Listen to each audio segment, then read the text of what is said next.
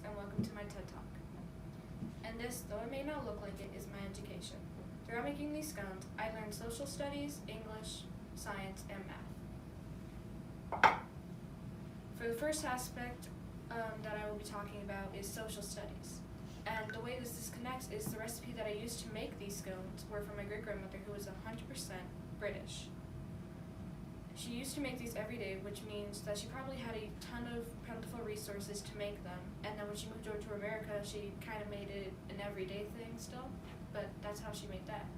And if you had any kind of family heritage or culture that you found interesting, you could make foods from that culture and see what their geography or what they ate based on where they were living, and you can learn that.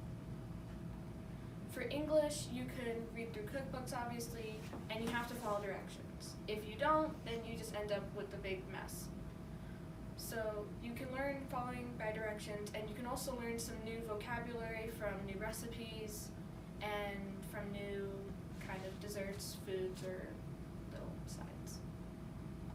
For science, which is an important part of this, is you make compounds, you have to heat ovens, and you have to make sure that you have enough ingredients and you add enough, and don't add too much, because if you do, then it can turn into some weird substance.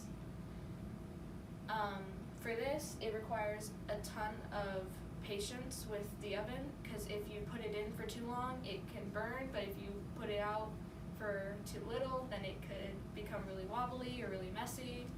So it's important that you make sure that you follow, and you also make sure that you have the exact measurements and don't just kind of put stuff in a bowl. For the math aspect, it's when you double, and it's when you have to cater to people.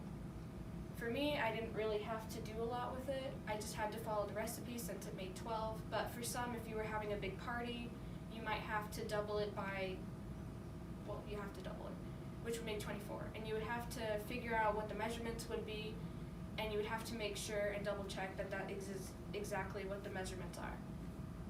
Throughout making that, I found all those topics just by making one dessert, and if you really like baking or cooking, this could be a fun and new way for you to learn all these topics. Thank you.